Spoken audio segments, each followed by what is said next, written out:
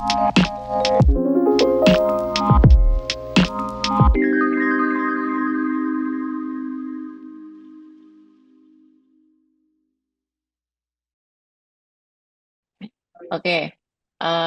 ini topik topik malam ini yang sangat berhubungan dengan bukunya Nago yang berjudul Aku yang Sudah Lama Hilang. Banyak banget peminatnya, Go. Jadi, kenapa Nago memilih judul Aku yang Sudah Lama Hilang? Apakah dari sesi-sesinya Nago sebagai psikolog dan menemani klien itu banyak yang merasa kehilangan dirinya, Go? Oke, sip. Jadi, kenapa judulnya Aku yang Sudah Lama Hilang? Sebenarnya sedikit fun fact, eh, rencana awal judulnya bukan itu. Ada apa namanya? Ada rencana judul lain. Cuma entah kenapa pas aku nulis, di tengah-tengah mungkin sekitar 50% bukunya jadi, kayak aku ngerasa judul itu nggak cocok gitu. Jadi, judul itu aku simpen, aku keep untuk kapan-kapan gitu kan ya. Tapi barulah terpikir pakai kalimat ya judul Aku yang Sudah Lama Hilang. Sebenarnya tujuannya satu. Tujuannya adalah aku pengen orang yang menemukan buku ini, entah itu secara online ataupun di toko buku gitu ya. Aku harap hanya dengan judulnya sudah bisa membantu menggambarkan apa yang sedang orang itu alami saat itu gitu. Jadi kalau aku ngebayangin target audiens dari buku ini adalah orang-orang yang merasa seperti kehilangan arah gitu ya. Dia tidak, sorry, dia tahu bahwa saat ini hidupnya itu sedang tidak bahagia, sedang tidak baik-baik saja, tapi dia nggak tahu tuh perasaan nggak nyamani apa yang menyebabkannya, semenjak kapan dia merasakan kayak gini. Jadi dia tahu dirinya tidak nyaman, tapi belum jelas apa itu sumber ketidaknyamanannya. Aku harap dengan judul ini tuh bisa menggambarkan apa namanya orang-orang yang seperti itu. Sehingga ketika mereka melihat judulnya, membaca judulnya, tersentuh atau tergerak untuk membaca buku ini gitu. Meskipun sebenarnya kadang dia belum tahu ya kalau dia tuh sedang kehilangan dirinya gitu. Tapi aku harap ya judul ini bisa membantu menggambarkan kegelisahan gitu ya yang orang-orang miliki, yang mungkin banyak dari kita alami dan tentunya yang klien-klienku sering hadapi juga gitu sih. Oke, tadi kamu sempat bilang Hmm, mungkin ada juga orang-orang yang belum tahu bahwa dia sedang kehilangan dirinya. Itu banyak hmm. ya, Go, begitu. Iya kayak kalau kita ngomongin permasalahan secara psikologis gitu kan ya, entah itu masalah kehilangan diri atau masalah tentang emosi atau apa, kan selalu orang bilang bahwa segala jenis penyembuhan dimulai dari kesadaran gitu kan ya, dari awareness ya. Ya itu juga selaras juga dengan prinsip dari mindful act gitu kan ya.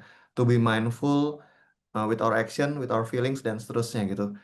Itu adalah langkah pertama yang sejujurnya banyak orang tidak tahu gitu ya. Ini mungkin yang juga mesti menjadi catatan oleh para praktisi gitu kan ya. Karena kami para praktisi psikolog atau psikiater kadang mungkin biasanya sudah apa ya sehari-hari terpapar gitu kan ya sama situasi psikologis, sama permasalahan mental dan seterusnya. Itu menjadi suatu hal yang familiar buat kami. Tapi untuk masyarakat secara umum sebenarnya awal mulanya, langkah pertamanya itu dimulai dari kesadaran dan masih banyak orang yang belum menyadari apa yang salah dari diri mereka. Apa yang saat ini sedang berjalan tidak benar, apa yang saat ini perlu menjadi perhatian gitu. Nah, oleh karenanya aku rasa buat teman-teman semua di sini, apapun ya yang sedang dikeluhkan saat ini, langkah pertamanya dimulai dari kesadaran dulu. Kita ini sedang merasa apa sih yang membuat kita tidak fulfill to our potential gitu. Oke, itu mungkin kata kunci juga ya, Go, yang kau bilang terakhir tidak fulfill our potential, itu mungkin yang membuat kita nggak nyaman, kah? Iya, karena ada gap antara diri kita yang sekarang dengan diri kita yang apa? Mungkin kita harapkan atau kita tahu kita bisa capai gitu ya. Kayak mungkin teman-teman di sini merasa bahwa sekarang nih misalkan sedang tidak puas dengan hidupnya saat ini. Kok aku ngerasa apa ya? Misalkan nih teman-teman di sini ini kan banyak nih situasinya kayak misalkan anak-anak, sorry, orang-orang yang dulu ketika kecil merasa dirinya tuh bright. Selalu ada yang memuji, wah kamu pinter banget, di sekolah kamu ini, di sekolah kamu ini, dan seterusnya, banyak prestasi. Tapi kayaknya sekarang ketika kita sudah dewasa, kita ngerasa tidak mencapai apa-apa gitu. Dulu aku waktu SD aku pintar, sering ranking satu. Dulu waktu SMP aku sering dipuji oleh guru, ikut banyak lomba dan lainnya. Tapi kenapa sekarang di kehidupan dewasaku, aku merasa aku tidak mencapai banyak hal gitu ya. Jadi ada perasaan bahwa kita tuh tidak sepenuhnya memaksimalkan potensi kita gitu. Itu dalam banyak situasi gitu. Apakah itu tentang dalam pekerjaan, dalam hubungan, dalam pencapaian pribadi, dalam spiritual mungkin, dan seterusnya. Jadi, rasa frustrasi itu gap antara diri kita yang sekarang kita rasa dan diri kita yang kita bayangkan versi idealnya, gap inilah yang menjadi sumber dari perasaan frustrasi kita gitu. Sehingga untuk bisa apa ya, memendekkan gapnya, mengecilkan jaraknya, kita perlu tahu dulu nih siapa diri kita yang hilang itu, di mana sekarang ini kita posisinya, sehingga kita tahu kemana selanjutnya kita harus mengarahkan diri kita gitu. Wow, Oke. Kalau misalnya ditanya, itu keren ya. sangat. Itu keren dan terdengar simpel tapi susah banget. Kalau misalnya kamu ditanya, Go, eh, diri yang hilang berarti kan perlu ditemukan nih. Kalau dalam satu kalimat cara menemukannya apa, Go? Ini susah nih pertanyaannya. Kalau Iya, satu iya. kalimat jawabannya baca buku ini gitu caranya Mbak. Nah, iya, Enggak, bercanda, bercanda. iya, Eh, betul. ini mungkin yang paling sederhana tuh mendengarkan suara dari dalam diri. Ya, dalam satu kalimat itu. Hmm. Artinya gini, kalau kita ngomongin diri kita, itu kan biasanya kita ngomongin tentang ya kesadaran kita, pikiran kita, mental kita gitu kan ya. Dan otak manusia tuh ya bekerja dalam bentuk informasi ataupun kata-kata. Jadi kalau kita merasa kita sedang kembali ke dalam diri kita atau berpikir, merenung dan lainnya, biasanya kan yang muncul di kepala tuh kayak ya kata-kata, suara dan lainnya gitu kan ya. Nah, aku rasa cara paling mudah untuk menemukan diri atau terkoneksi dengan ya diri kita yang di dalam atau diri kita yang sebenarnya, apapun istilahnya, adalah untuk dengan mendengarkan suara itu. Kenapa itu penting? Karena seringkali kita tuh menjadi orang pertama yang meragukan suara kita. Misalkan yang sederhana, besok libur, weekend dan lainnya. Coba aku tanya teman-teman di sini, kalian di libur panjang ini, ya 3 hari atau 4 hari ini, kalian mau ngapain? Biasanya yang paling sederhana pasti sudah mulai muncul suatu keinginan. Oke, aku ingin pergi ke taman A, atau aku ingin menyelesaikan buku ini, atau aku ingin bersih-bersih rumah, atau aku ingin makan makanan enak, dan seterusnya. Tapi setelah selesai keluar satu kalimat, setelah selesai keluar satu keinginan, biasanya diri kita yang lain langsung menentangnya, langsung meragukannya, langsung mendebatnya. Ngapain kamu makan enak? Bukannya di minggu ini kamu sudah banyak pengeluaran, gitu misalkan. Ngapain kamu santai-santai pergi keluar jalan-jalan? Bukannya masih banyak kerjaan di rumah yang belum kamu selesaikan. Kenapa kamu eh, pengen ketemu teman yang itu? Bukannya kemarin dia punya masalah sama kamu dan seterusnya. Jadi, kita sering membuat struktur di dalam diri kita tuh jadi complicated. Kita yang awalnya mungkin manusia itu sederhana ya, kita pengen sesuatu, kita lakukan, kalau dapat ya syukur, kalau enggak ya udah gitu. Tapi kita mulai banyak melakukan pertimbangan-pertimbangan di dalamnya. Kita meragukan diri kita mempertanyakan suara yang muncul dari dalam diri kita, itu yang pelan-pelan mengubur segala jenis ekspresi dari dalam diri kita. Kita jadi tidak semudah itu lagi untuk ya selaras dengan diri kita sendiri. Karena setiap kali kita mau mengeluarkan sesuatu, kita sendiri menjadi seorang yang mendebatnya balik. Sehingga kita tidak jadi melakukan itu. Jadi mungkin ya kalau diminta satu kalimat itu sih kayaknya. Oke, mendengarkan diri. Suara dari dalam diri ini, kalau kamu boleh perjelas, Go, apakah itu pikiran, apakah itu perasaan? Terus mungkin aku mengquote dari buku kamu ya, di bagian aku dan perasaanku. Di sini kamu bilang, manusia tersiksa bukan karena memiliki perasaan negatif, manusia tersiksa karena tidak mau sepenuhnya menerima perasaan negatif sebagai bagian dari diri. Itu ada Hmm, hubungannya nggak dengan tadi yang kamu bilang mendengarkan suara dari diri, terus apakah suara ini maksudnya pikiran kah atau perasaan kah? ya, oke.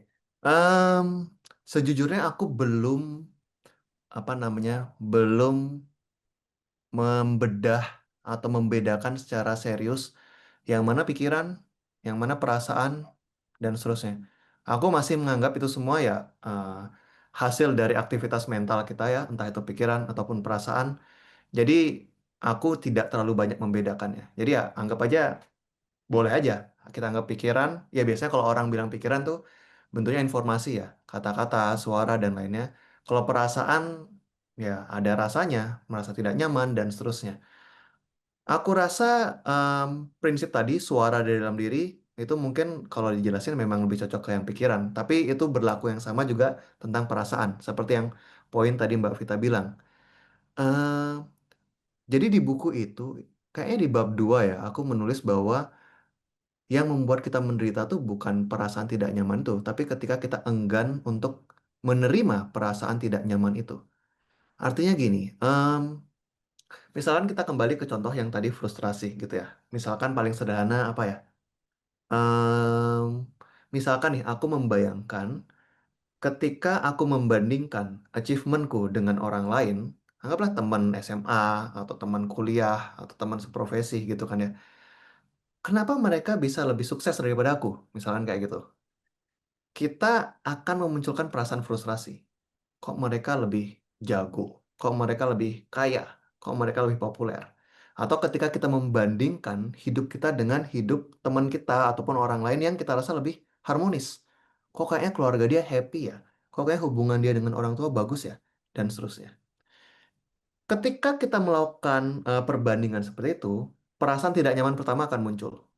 Mungkin merasa inferior, mungkin merasa iri, mungkin merasa jealous, apapun itu muncul di dalam diri kita. Itu adalah perasaan tidak nyaman pertama. Tapi, nah, perasaan tidak nyaman pertama ini wajar terjadi dan wajar muncul. Namanya kita beraktivitas di dunia ini pasti muncul.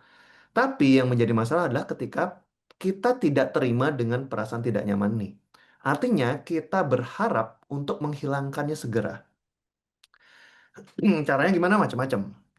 Yang paling pertama, misalkan kita merasa bahwa, kamu nggak boleh mikir gitu. Setiap orang kan punya hidupnya masing-masing. Kamu punya hidup sendiri, dia punya hidup sendiri, dan seterusnya.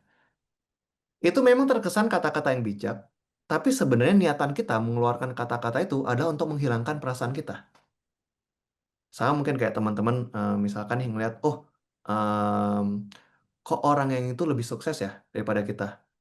Wajar, dia kan privilege. Dia anaknya pejabat ini. Dia hidup dengan segala keberlimpahan. Wajarlah hidupnya lebih sukses dan seterusnya. Itu benar, dan itu masuk akal, dan mungkin memang itu faktor yang membuat dia lebih sukses. Tapi kita mengeluarkan pikiran seperti itu dengan harapan itu menghilangkan perasaan kita, perasaan iri dan seterusnya itu. Sehingga yang kita lakukan di sini adalah kita tidak berusaha untuk menerima bahwa kita itu memang iri, bahwa kita tuh memang merasa diri kita lebih rendah dan seterusnya. Kenapa ini menjadi masalah? Karena biasanya kalau perasaan tidak diterima, perasaan akan terus ada di sana. Jadi, yang biasanya mungkin aku coba untuk terapkan adalah, ya udah, enggak usah mencari alasan untuk memperbaiki pikiran kita supaya perasaan itu hilang, tapi coba biarkan perasaan itu ada dan terima gitu. Mungkin sedikit sharing, aku pernah, oh ini insight pertama, pertama kali aku mendapatkan insight ini itu adalah ketika aku memberikan speech atau memberikan materi di salah satu sekolah, aku lupa SMA ya kalau nggak salah, dan ketika materi diberikan, resepsinya lumayan bagus, orang-orang suka, anak-anak suka, tapi setelah sesi tersebut, aku menemukan ada anak dengan akun anonim yang memention aku dan mengkritik omonganku pada saat sesi tersebut. Dia mengatakan bahwa aku tidak paham sepenuhnya tentang apa yang aku bicarakan dan mungkin itu menyinggung dia gitu. Nah, selama 1 hari kepikiran terus tuh gitu kan. Ya kan kita berusaha untuk sharing, kita merasa memberikan yang terbaik, tapi dikritik kayak gitu dimention lagi di Twitter, itu kayaknya kepikiran ya 1 2 hari ya. Dan ketika kepikiran tuh aku berusaha untuk mencari alasan supaya perasaan gak nyaman ini hilang gitu. Mungkin anak ini tidak menangkap maksudku dengan baik. Mungkin anak ini ada isu sendiri di rumahnya. Mungkin dia menjadi korban bullying atau mungkin korban dari abuse dari orang tuanya sehingga dia merasa sensitif dan mudah tersinggung dengan kata-kataku. Jadi aku mencari alasan, mencari alasan, mencari alasan untuk menghilangkan perasaanku itu. Tapi kayaknya seberapapun alasanku keluarkan tuh nggak bisa menghilangkan perasaanku. Akhirnya aku mikir, ya udah, kalau gitu berhenti mencari alasan untuk menghilangkan perasaan ini, kita terima aja. Oke, ada satu anak yang nggak suka sama aku, dan ya udah, kita berusaha untuk terima perasaan itu dan fakta itu. Dan ketika kita berhasil eh, membiarkan diri kita merasakan perasaan tidak nyaman itu akan lebih mudah terproses dan berlalu. Kayak gitu sih. Oke, membiarkan diri kita merasakan nggak nyaman itu ya yang akan jadi Ya. turning point-nya. Seolah-olah membedakan antara suara-suara di kepala yang kesannya overthinking atau memikirkan banyak hal gitu dengan suara dari dalam diri yang tadi Nago bilang. Menurut Nago gimana? Gini, ketika suara tuh sudah terlalu banyak gitu kan ya, artinya selama ini suara itu tidak diproses, gitu. Ya sama kalau kita pakai HP atau pakai laptop, programnya keluar terus, programnya pop up terus. Aku sering nemuin tuh kalau klienku yang biasanya punya kecenderungan overthinking dan lainnya tuh, Google Chrome tuh tabnya pasti banyak banget tuh. 50-an, 100-an itu nggak di-close-close gitu kan ya. Tutup laptop, buka lagi masih aja ada gitu. Itu menggambarkan psikis manusianya mungkin gitu ya. Kita kayak gitu. Banyak pikiran yang nggak di-close tab-tabnya gitu kan ya. Kenapa nggak di-close? Ya, karena kita membiarkannya di kepala kita. Jadi gini, pikiran kita tuh kan abstrak. Pikiran kita tuh tidak terlihat. Tapi cara-cara untuk akhirnya menyelesaikan tab itu atau notifikasi itu adalah dengan memprosesnya sampai selesai. Gitu. Bagaimana memproses sampai selesai? Macam-macam. Misalkan nih, kalau kita punya pikiran, misalkan gini, kita lagi satu interaksi dengan teman-teman, satu perkumpulan berempat berlima, ada satu kata-kata dari satu teman yang menyinggung diri kita, gitu. Kita akan kepikiran, kita akan bawa selama 3 hari, 4 hari dan seterusnya, tapi itu nggak akan selesai ada di kepala kita kalau kita nggak melakukan sesuatu terhadapnya. Contohnya apa? Misalkan dengan menyampaikan. Kalau dia teman yang cukup baik, mungkin dia bisa dengan baik menerima itu juga. Kemarin kamu ngomong kayak gini, aku kayak kurang setuju sih. Atau kayaknya itu rada menyinggung perasaanku sih. Dan seterusnya. Artinya, proses informasi yang di kepala kita tuh kita selesaikan. Kita keluarkan. Nih, selesai. Dengan begitu, suara di kepala akan sedikit berkurang. Tapi, ya tidak semua situasi kita bisa ngomong langsung ke orangnya gitu kan ya. Mungkin kita kesalnya sama public figure, mungkin kita kesalnya sama orang yang sudah meninggal, dan seterusnya. Susah buat kita untuk melakukan closure secara langsung. Yang biasanya dilakukan adalah dengan menerjemahkannya ke act yang lain, ke tindakan yang lain. Misalkan menulis, itu yang paling sering dilakukan sama klien-klien yang misalkan pergi ke psikolog. Karena segala jenis kata-kata yang di kepala itu belum terasa nyata dan belum tersalurkan energinya, ya mungkin kayak bahasa yang tepat energinya ya, ketika belum diterjemahkan dalam bentuk yang konkret, seperti tulisan, entah tulisan tangan, tulisan ketikan, dan seterusnya. Jadi, aku rasa cara paling sederhana untuk mengurangi overthinking ataupun kepala yang banyak muatan informasi dan kata-kata dan suaranya adalah untuk mengeluarkannya pelan-pelan dalam berbagai bentuk terserah gitu. Oke, thank you, Go. eh Terus salah satu, kalau dari bukunya Nago, salah satu cara, correct me if I'm wrong ya, salah satu cara untuk menemukan diri yang hilang tadi adalah dengan punya tujuan atau purpose gitu. Dan menurut Nago, tujuan harus bersifat personal gitu. Kenapa, Go? Sebentar. Oh, kebetulan buat ini aku ada slide-nya, boleh nggak aku share? Boleh, boleh. Em, Menentukan tujuan. Ya, gimana sih caranya menentukan tujuan? Kan gini nih, kalau kita ngomongin diri yang hilang, itu kan kayak di map tuh kayak kehilangan arah gitu kan ya. Tapi untuk bisa dapat arah, kita harus tahu nih, kita tuh mau kemana gitu kan ya. End goal kita di mana gitu. Dan sekarang, ya kita coba untuk menentukan tujuan. Nah, buat teman-teman yang ada di sini, aku pengen tanya, teman-teman mau cara yang mana? Cara yang ribet atau yang simple? Coba tulis di kolom chat, pengen cara yang mana? Yakin nih simple. Ini slide-nya banyak loh. Udah aku siapin loh nih. Oke, simple ya. Ya udah. Next, next, next, next, next, next, next, next. Oke, yang simple. Ya. Nah, jadi em, kalau kita ngomongin tujuan, itu ya. Biasanya orang-orang tuh sukanya mikirnya ribet, gitu kan ya. Kan banyak tuh bilang apa kan? Tujuan tuh harus SMART, SMART. Tujuan tuh harus ini, tujuan ini harus ini, dan seterusnya. Tapi sebenarnya kalau menurutku tujuan tuh sederhana, harus personal. Kenapa personal? Karena satu, em, tujuan yang menurut orang lain bagus belum tentu bagus buat kamu. Bisa jadi bagus, bisa enggak, tapi kadang kecenderungannya kita lebih mudah untuk menjadikan tujuan yang lumrah bagi society sebagai tujuan kita. Contoh apa sih misalkan kalau kerja, misalkan nih kalau teman-teman yang finance gitu kan sering bilangnya kapan apa namanya financially independent and retire early gitu kan ya, FIRE gitu kan ya.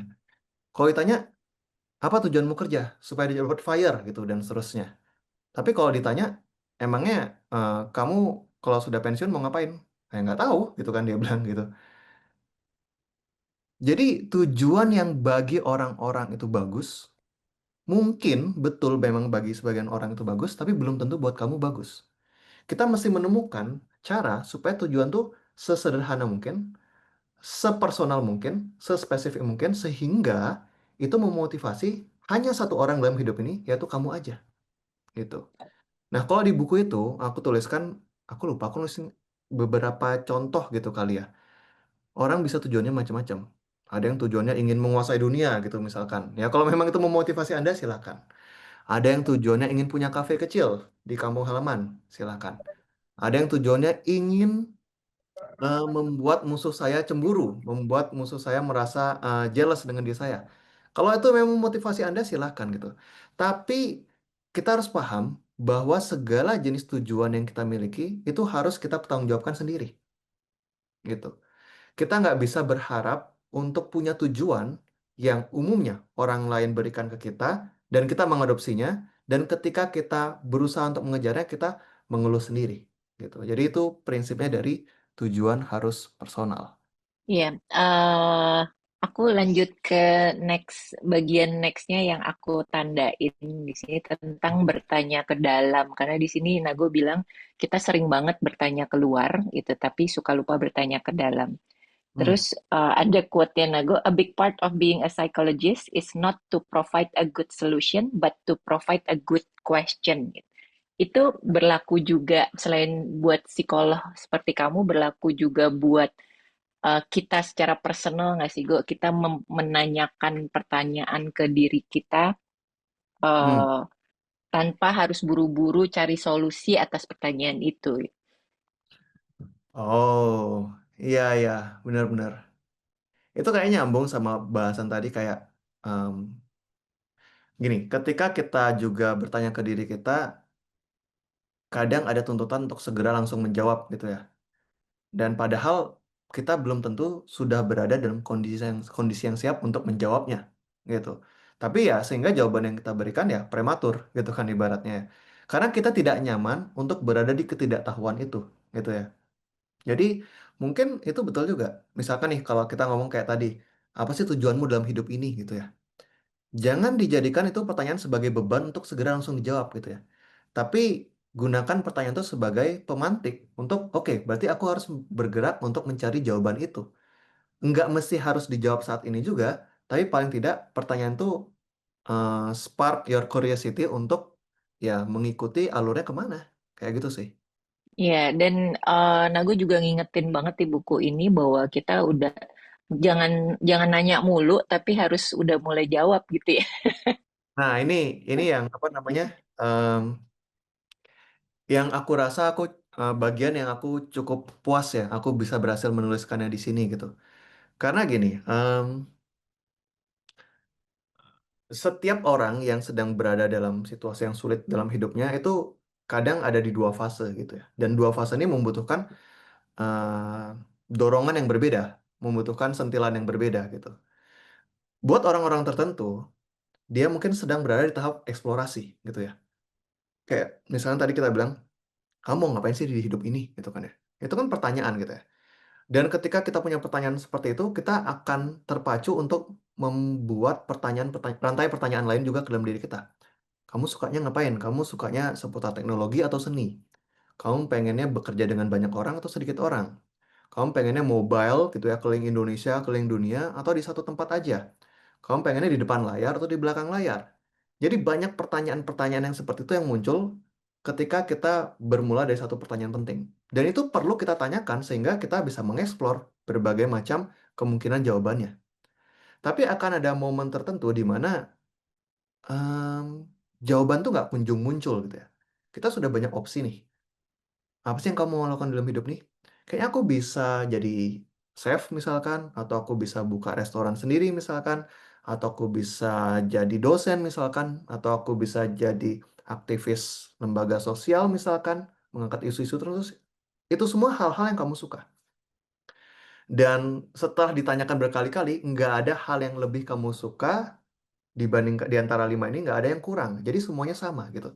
Nah di sini yang kamu lakukan bukanlah bertanya lagi. Yang perlu kamu lakukan adalah untuk membuat jawabannya atau menentukan jawabannya. Nah, ini yang aku rasa lebih sulit untuk dilakukan. Kita orang, nggak tahu ya, orang Indonesia atau orang Asia kayaknya suka banget mikir gitu kali ya. Kita nanya, kita nanya, kita nanya, kita merenung, merenung, merenung, merenung, sampai nggak ada lagi yang bisa direnungkan, sampai kepala ini mumet dengan semua pertanyaan dan semua pikirannya dan semua kemungkinan jawabannya, tapi kita nggak berhasil untuk take action, untuk ambil. Yang mana nih yang akhirnya kita pilih? Apakah mungkin salah? Ya mungkin. Apakah mungkin akan berubah suatu hari nanti? Ya mungkin. Tapi ketika itu tidak dipilih, ketika kita tidak membuat jawabannya atau menentukan jawabannya, ya kepala kita akan muter di bertanya-bertanya terus di dalam kepala gitu. Jadi em, makanya judul babnya itu kan bertanya, bertanya, berhenti bertanya gitu. Jadi bertanya itu adalah suatu hal yang penting yang harus kita lakukan. Tapi kita juga harus mulai paham, mungkin sudah ada momen di mana kita kebanyakan bertanya gitu ya, tapi nggak ngapa-ngapain gitu ya. Ini juga suatu pola yang sering terjadi sama audiens-audiens dari self improvement atau kesehatan mental gitu kan. Rajin ikut seminar, rajin nanya, tapi kayaknya belum ada yang diterapin gitu. Ini untuk semua orang ya, kadang aku juga gitu ya, belajar ini belajar itu, tapi kita kebanyakan nanya, kebanyakan buat rencana, tapi ya nggak dijalanin, tidak dibuat jawabannya. Itu sih.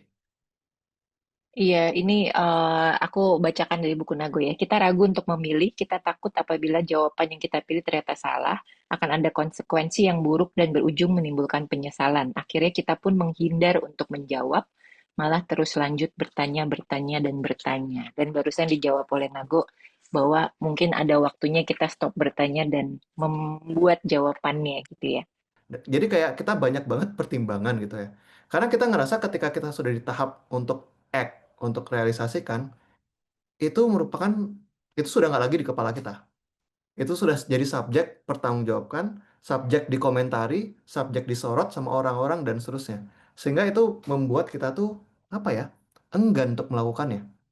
Atau mungkin misalkan teman-teman di sini gitu, misalkan em, teman-teman lagi ikut apa misalkan bootcamp buat konten gitu kan misalkan ya, cara menulis, workshop menulis atau buat konten video dan seterusnya gitu.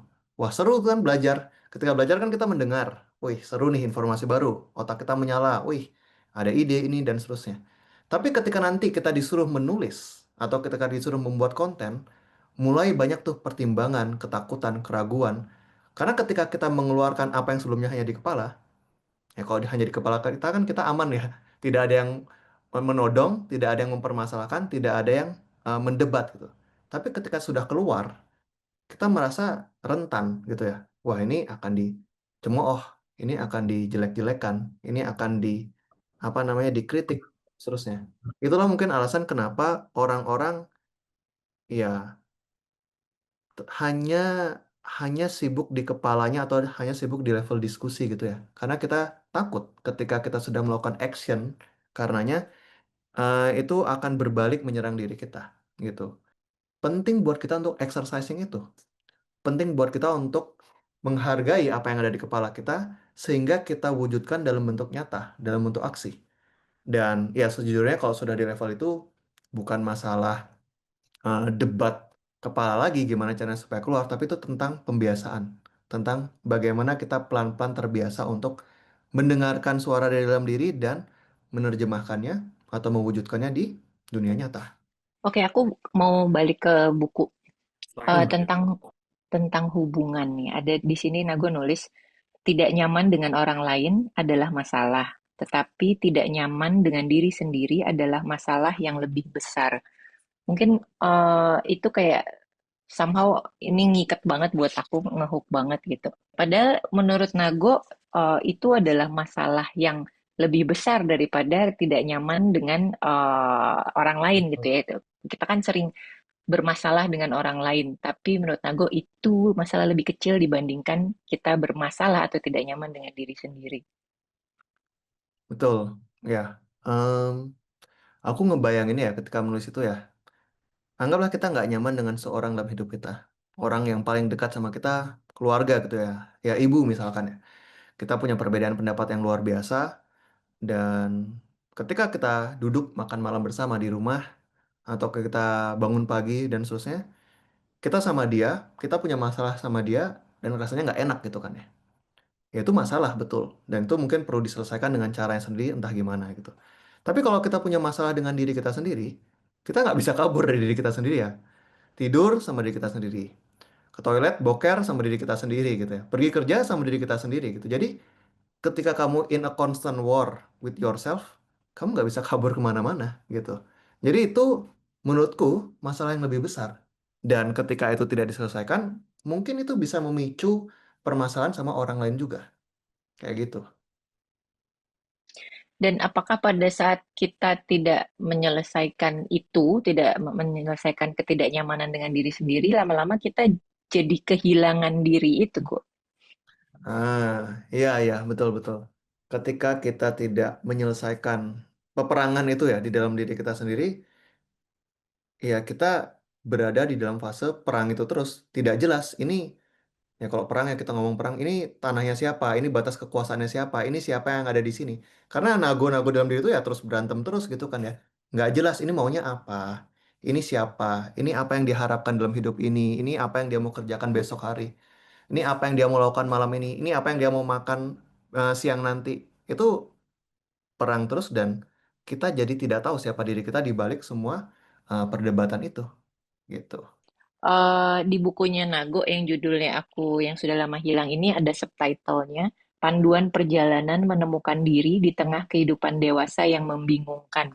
Pada saat aku baca, lalu aku melihat lagi ke depan, iya banget sih. Maksudnya aku merasa cara Nago nulis sangat sederhana dan mudah dimengerti dan bahkan untuk aku yang sudah eh, di angka 5 ini, eh, it it apa ya it sparks something untuk aku mulai apa ya lebih mengenal diri aku lagi gitu kayak enak banget gampang banget aku nggak tahu kita mau nggak minta Nago bikin kelas based on buku ini kira-kira bahasan apa Aku kebayang bahasan sih. apa ya iya Soalnya menarik banget ini. topiknya banyak ya. Ada sub issue kan, misalnya ngomongin tentang apa, pengen berkarya, sudah fulfilling, tapi mungkin menyentuh sisi hubungan, susu isi finansial gitu tuh. Banyak tuh di buku itu semua dibahas tuh. Hmm. Ya, Iya, iya. ini Cica bilang special thanks buat Kak Nago udah nulis bagian tentang membuka topeng di buku ini. Lagi berjuang terus untuk lepas topeng-topeng. Iya, ada bagian buka topeng juga aku kena tuh. Nah, itu Nice. yang bagian ini ya, buka topeng ya. Itu jadi pengen konekin ke yang nanya, nih ada Ah. JJ, Mas Nagung gitu. Itu setelah yang tadi kita baca Felicia gitu. Lalu ada JJ. Nah, ini mungkin terkait dengan yang di-sharing sama Mas Cica. Dia punya rasa tidak nyaman dengan dirinya sendiri itu, soalnya ada banyak tuntutan ya. Nah, Mhm. tapi itu dia menganggap buat dia lebih baik di mana satu sisi itu baik soalnya jadi improve. Tapi di satu sisi capek juga gitu, soalnya banyak tuntutan dan hidup tuh nggak nyaman katanya. Nah, gimana tanggapan Nago nih dengan ini nih? Jadi ada tuntutan yang malah membuat kita jadi lebih baik. Dia bilang dia Hmm. improve, tapi kok capek juga ya dengan itu. Oke, oke. Em, Kayaknya apapun yang kita pilih untuk kerjakan dalam hidup nih, capek itu pasti datang gitu ya.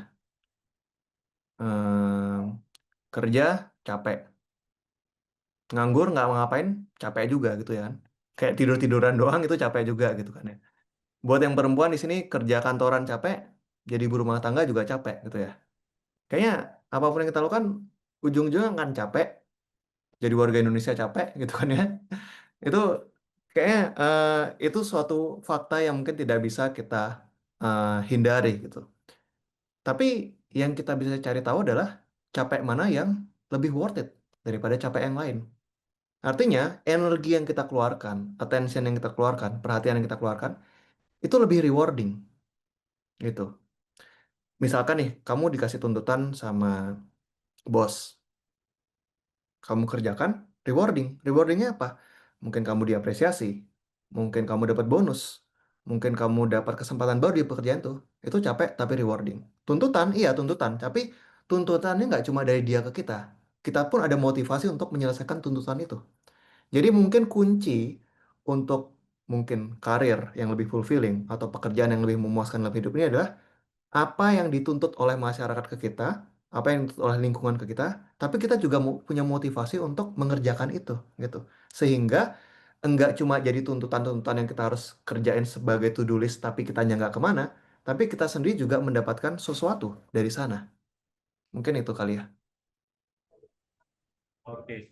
Is it where the apa the meditation itu takes part Nago gitu. Soalnya kan Nago juga mengelola apa tempat ya untuk bermeditasi gitu. Dan tadi untuk memilih kita mau fight di battle yang mana gitu-gitu. Apakah momen hening meditasi itu membantu mengambil keputusan yang lebih bijak gitu? Iya, sampai saat ini aku belum menemukan cara lain selain meditasi yang bisa membantu untuk meredakan apa namanya em, pikiran-pikiran yang ada di kepala gitu ya. Artinya ini kan tadi Mas Bian ngomong tentang bagaimana memilih gitu kan ya. Iya. Artinya aku ngebayangin dengan semua pertimbangan kita, dengan semua keributan di kepala kita, kita buang-buang dulu tuh yang nggak penting tuh gitu. Sampai sisa yang mana baru kita pilih dari sana gitu. Aku baru beberapa hari itu lumayan merenungi gitu tentang meditasi gitu. Karena kebetulan kan gini, kebetulan kan meditasi itu bukan suatu hal yang aku pilih gitu. Itu suatu hal yang dipilihkan dalam hidup ini buat aku gitu. Maksudnya aku lahir di keluarga yang punya pusat pelatihan meditasi, aku lahir di agama yang praktisnya meditasi dan seterusnya.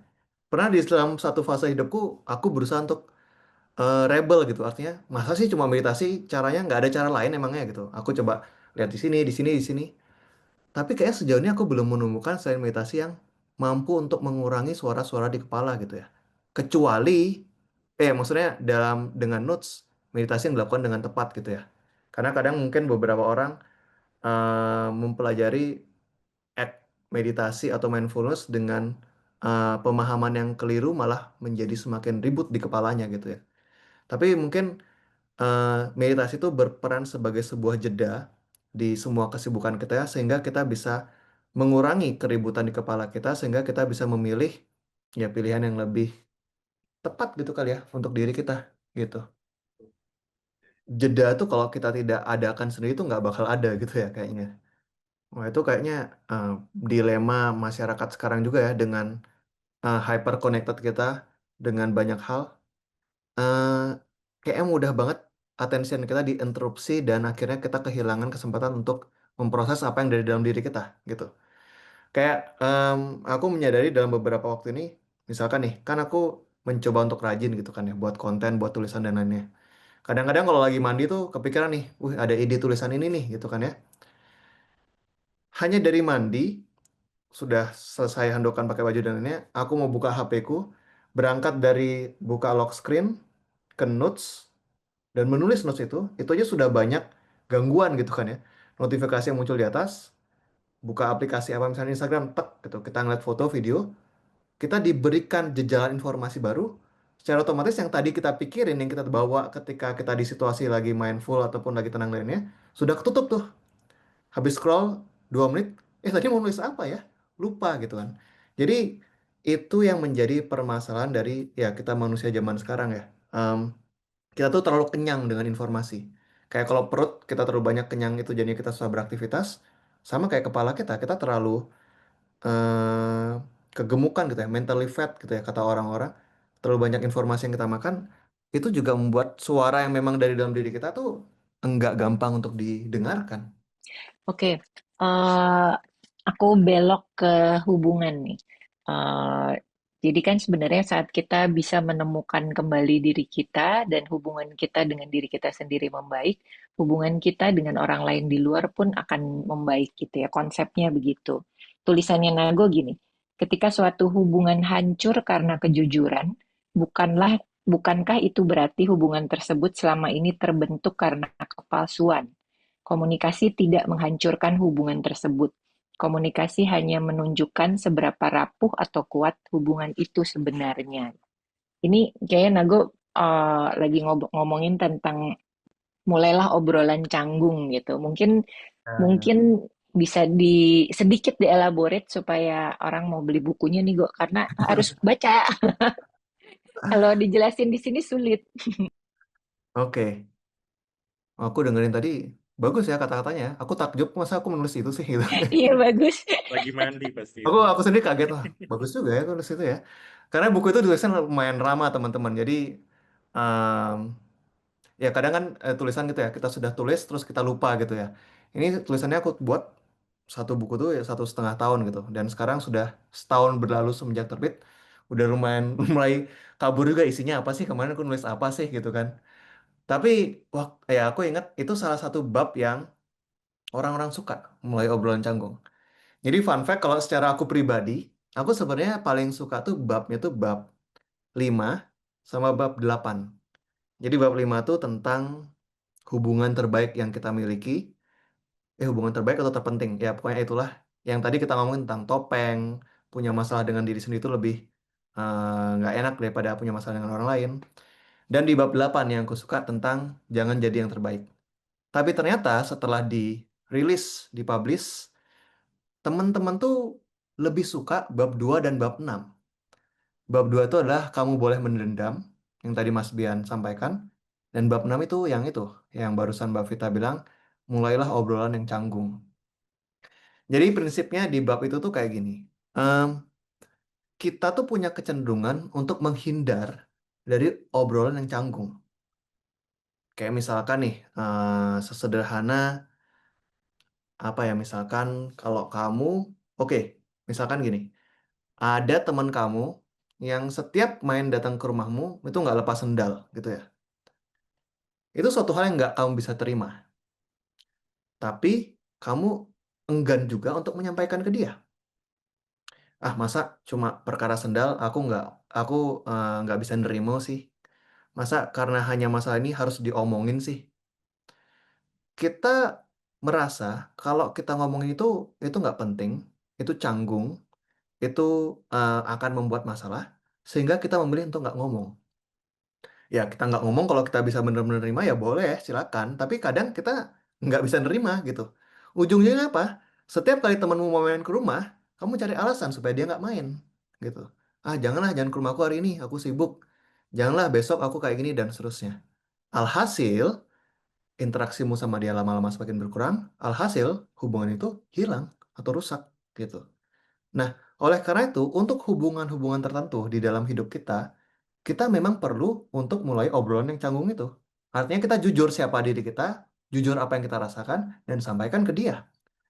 Kalau dia bisa menerimanya dengan baik, bagus. Artinya itu jadi hubungan yang baik. Kita jujur, dia bisa terima. Mungkin dia jujur sama kita bisa terima apa yang dia ungkapkan ke kita.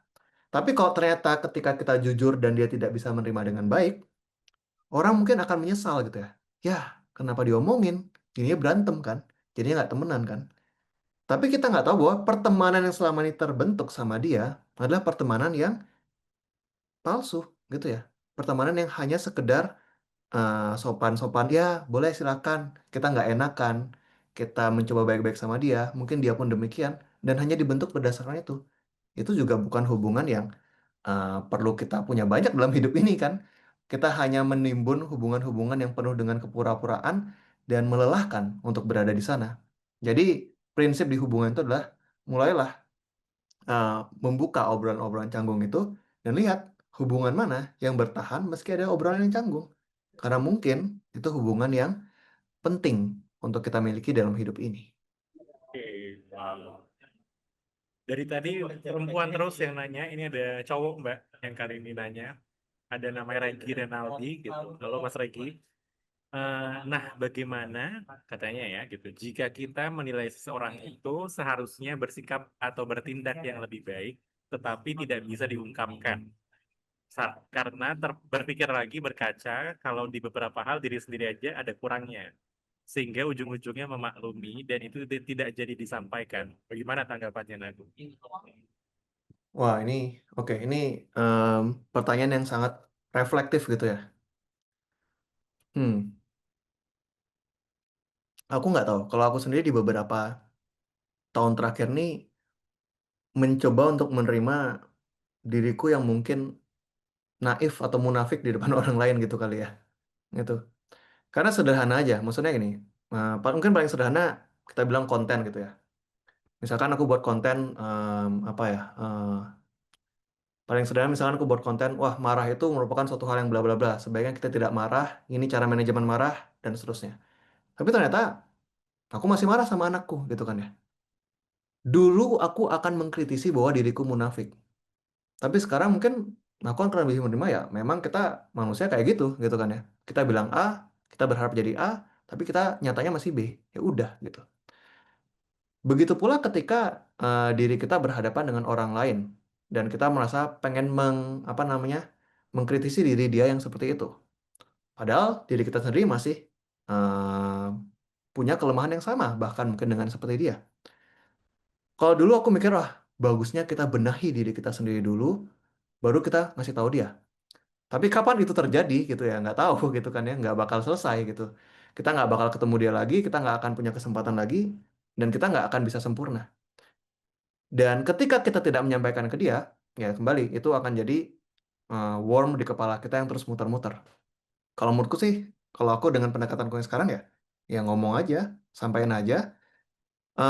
Dia menuding kelemahanmu sendiri ya, nggak apa-apa. Memang kamu juga kayak gitu. Entah, ya artinya kan bukan berarti kamu tidak berusaha untuk memperbaiki diri kamu gitu kan ya. Kan kita bisa aja bilang ke orang lain kayaknya, wah kamu jangan malas dong. Eh, Mumpung masih muda, kita harus manfaatkan energi kita sebaik-baiknya gitu. Siapa tahu kata-katamu bisa menjadi inspirasi dia untuk melakukan itu. Meskipun kamu juga sendiri juga belum apa namanya melakukan itu dengan sempurna. Kata-katamu bisa jadi pengingat buat dia dan juga bisa menjadi pengingat buat diri sendiri. Dan aku rasa kalau kita tidak menyampaikannya itu hanya akan merugikan kedua belah pihak malah gitu sih. Jadi kalau aku sih sekarang berusaha untuk rada bodoh amat, ya kita keluarkan aja apa yang ada di kepala kita. Mau itu dianggap negatif mungkin oleh orang lain, kita juga mesti belajar kalau kita dianggap negatif orang lain oleh orang lain, apakah kita bisa menerimanya atau tidak. Kayak gitu. Ya. Kalau di luar sana yang lagi ngetren laki-laki tidak bercerita, kalau kata Nago, jangan pernah berharap mengerti tanpa bertanya, jangan pernah berharap dimengerti tanpa bercerita. Betul, betul. Itu Betul. itu Itu taruh. Aku ingat poin yang itu tuh em, aku kebayang poin itu udah lama banget sebenarnya aku kebayang itu waktu aku kuliah profesi sebenarnya gitu.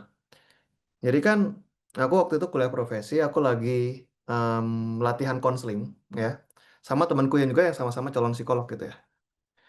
Jadi dia itu mengeluhkan, temanku cewek, dia tuh mengeluhkan karena pacarnya tuh nggak pernah nangkep kodenya dia gitu katanya.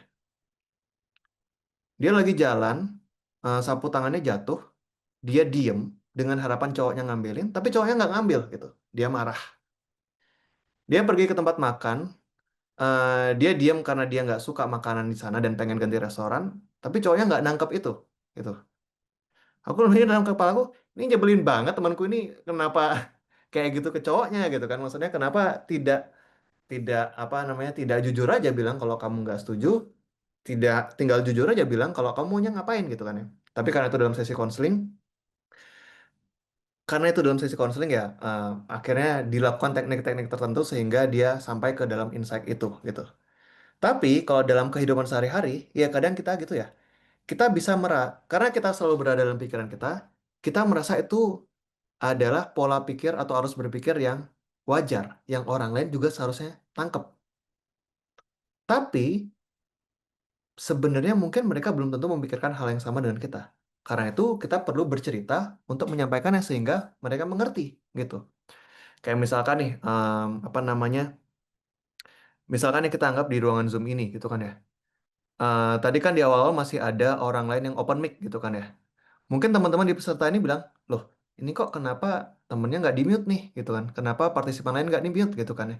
Bukannya wajar ya kalau kita punya webinar harusnya co-hostnya ataupun hostnya nge-mute teman-teman yang itu sehingga suaranya nggak masuk gitu. Itu terkesan obvious di kepala kita, tapi mungkin enggak buat teman-teman panitia. Mungkin misalkan teman-teman panitia, oh ya bener juga, memang seharusnya seperti itu, tapi aku lupa, kenapa nggak dibilang? Kalau misalkan kamu mikir itu nggak apa-apa, silakan kasih tahu dan ingetin.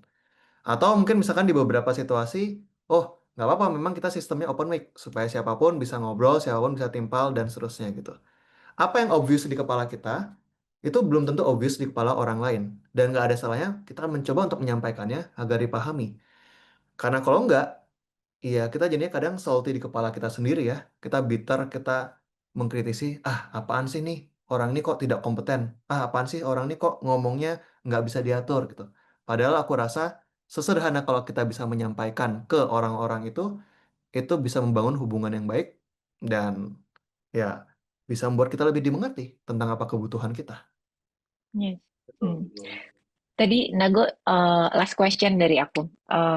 Soal konseling, tadi sempat Nago singgung, dan di bukunya bagian terakhir, Nago juga banyak ngomongin soal konseling. Sebagai psikolog, Go, Hmm. menurut kamu peran paling penting dari konseling dalam membantu seseorang menemukan dirinya yang hilang apa, Go? Em, Ketika orang tuh melakukan konseling, aku sering bayangkannya sama kalau kayak komputer gitu ya. Itu kayak untuk dalam momen 1 jam, itu RAM-nya di-upgrade gitu ya, memorinya di-upgrade gitu ya. Artinya kita dibantu untuk menyelesaikan program yang selama ini kita tidak bisa eksekusi sendiri. Artinya gini, kalau teman-teman nih punya laptop yang sudah jadul, laptop kentang gitu ya, anggaplah mungkin 10 tahun atau 15 tahun gitu kan ya. Diminta untuk running game yang baru keluar minggu lalu. Kan pasti nggak bisa gitu kan ya ibaratnya. Tapi ketika kita upgrade part-partnya dalam waktu tertentu, dia bisa running program itu ataupun game itu dan seterusnya. Nah, konseling itu kayak gitu. Dalam diri kita tuh banyak tumpukan peristiwa, tumpukan event, tumpukan program yang selama ini sudah terjadi pada diri kita tapi kita belum bisa selesaikan, belum bisa proses dengan baik. Nah, dalam konseling itu kita diberi ruang untuk melakukan itu. Diberi ruang yang privat untuk melakukan itu, diberi waktu untuk menceritakan hanya tentang diri kita, dan psikolog tugasnya adalah untuk memfasilitasi proses itu. Sehingga yang terjadi adalah kita bisa punya kapasitas ekstra, orang ekstra untuk membantu kita mengurai apa keributan apa, keruwetan apa yang selama ini ada dalam diri kita, sehingga pada akhirnya kita bisa mendapatkan insight untuk kita bawa pulang sendiri, dan kita lebih bisa memahami diri kita di dalamnya gitu. Seorang psikolog yang baik harusnya bisa membantu memberikan pertanyaan yang membantu kliennya untuk memahami dirinya sendiri. Apakah psikolognya akan lebih paham kliennya atau enggak? Ya bisa lebih paham, bisa juga enggak. Tapi yang penting si kliennya yang lebih paham tentang diri dia, gitu. Sehingga ada yang bilang tugas psikolog itu adalah sebagai seorang cermin ya, sebagai sebuah cermin untuk bisa memberikan kembali apa yang klien itu katakan ke dirinya dia sendiri. Nah, salah satu hal yang menarik yang bisa terjadi ya, seorang psikolog tuh punya skill ketika konseling itu namanya confronting. Artinya untuk melakukan konfrontasi. Artinya apa? Kan misalkan sesi konseling itu 1 jam tuh. Di 10 menit pertama kliennya bilang A. Tapi mungkin di tengah-tengah psikolognya menyadari bahwa kliennya juga bilang B. Di mana A dan B ini bertentangan gitu. Misalkan nih dia ngomong ya, misalkan aku baru aja putus sama mantanku. Ya udahlah, dia kan cuma hubungan yang ada dalam hidupku selama 1 bulan terakhir. Nggak penting-penting banget gitu ya. Tapi 30 menit sisa dari konseling itu, dia ngomongin si mantan ini gitu kan ya. Berarti kan ada konflik gitu kan ya. Kamu bilang dia nggak penting. Tapi ini udah 30 menit nih, kita ngomongin dia terus nih. Jadi dia penting atau enggak gitu. Nah, ketika kita melakukan konfrontasi itu, kayak kepala kalian tuh tiba-tiba tek, oh iya, berarti dia penting dong di hidup saya gitu. Jadi war yang ada di kepalanya, konflik yang ada di kepalanya, oh dia tuh nggak penting, sama dia tuh penting, itu akhirnya terselesaikan. Ternyata dia tuh masih penting di kepalaku gitu. Jadi keruwetan-keruwetan, ikatan-ikatan tali yang semrawut itu pelan-pelan diurai di konseling, sehingga kita bisa lebih jelas siapa diri kita sebenarnya saat ini gitu. Oke, dari Keren, aku udah dan keren. jamnya juga udah Pas mepet banget. ya, Bi. Iya. Mungkin mau minta closing statement dari Nago untuk teman-teman yang merasa butuh untuk menemukan dirinya dan mengenal dirinya lagi. Ya, beli buku aku yang sudah lama hilang. Ada di Mindful Act. Ini kan ada ya? Di Ada. Mindful Act kan Ada ada. Ya, ya, di ya. Mindful Act tinggal 2 nih. Jadi teman-teman kalau mau boleh nanti di grup atau list di sini juga boleh ya. Yang siapa cepat dia dapat tinggal 2 tapi PO aja nggak apa-apa. Nanti kita mintakan lagi ke Nago. Oke, PO boleh, boleh. dulu aja. Em, aku rasa ketika kita bilang perjalanan menemukan diri ya, ini aku juga tulis di buku sih, tapi aku rasa cocok gitu ya. Kita tuh seakan-akan membayangkan kita menemukan diri kita tuh yang di masa lalu gitu ya. Wah, dulu tuh aku happy, dulu tuh aku seneng, dulu tuh aku bahagia gitu. Kita berusaha untuk mencari diri kita di masa lalu dan mengembalikan itu di masa sekarang. Tapi sebenarnya menemukan diri yang sudah hilang tuh enggak kayak gitu. Yang kita cari adalah memang kualitas, mungkin happy-nya, mungkin kontennya, mungkin fulfill-nya. Tapi caranya belum tentu sama dengan kita yang dulu, dengan kita yang sekarang gitu. Jadi perjalanan menemukan diri itu bukanlah perjalanan kayak menggali ke masa lalu gitu ya. Banyak tuh klienku atau mungkin klien-klien psikolog tuh suka banget yang ngomongin ke masa lalu ya. Wah, dulu ibuku kayak gini, dulu aku kayak gini, dulu kayak ini dan seterusnya. Tapi melulu terjebak di masa lalu tuh juga jadi masalah. Kalau salah satu filsuf Soren Kierkegaard tuh bilang, hidup itu dijalani dengan memahami diri kita di masa lalu, tapi menjalaninya dengan menghadap ke masa depan gitu. Jadi kedua-duanya harus selaras. Kita mungkin di sesi ini kita bertanya banyak tentang diri kita. Apa yang mungkin menyebabkan kita kayak gini? Kenapa kita punya trust issue? Kenapa kita kehilangan diri? Kenapa kita susah untuk mendengar suara diri kita? Tapi itu tidak akan selesai tereksekusi ketika kita tidak menjalankannya ke depan. Bagaimana kita membuat jawaban, bagaimana kita menindaklanjuti apa yang kita dapat dari sesi hari ini, bagaimana kita pelan-pelan menentukan arah hidup kita ke depannya, sehingga harapannya suatu hari diri kita bisa selaras dan akhirnya menemukan diri yang selama ini sudah hilang. Mungkin gitu. Aku mau Sure, satu saya kalimat dari buku Nago juga mau aku bacakan. spesial. Mas, ini spesial. Masalah tidak dimulai ketika perasaan tidak nyaman muncul. Masalah dimulai ketika kita terus-menerus menghindari perasaan tidak nyaman tersebut.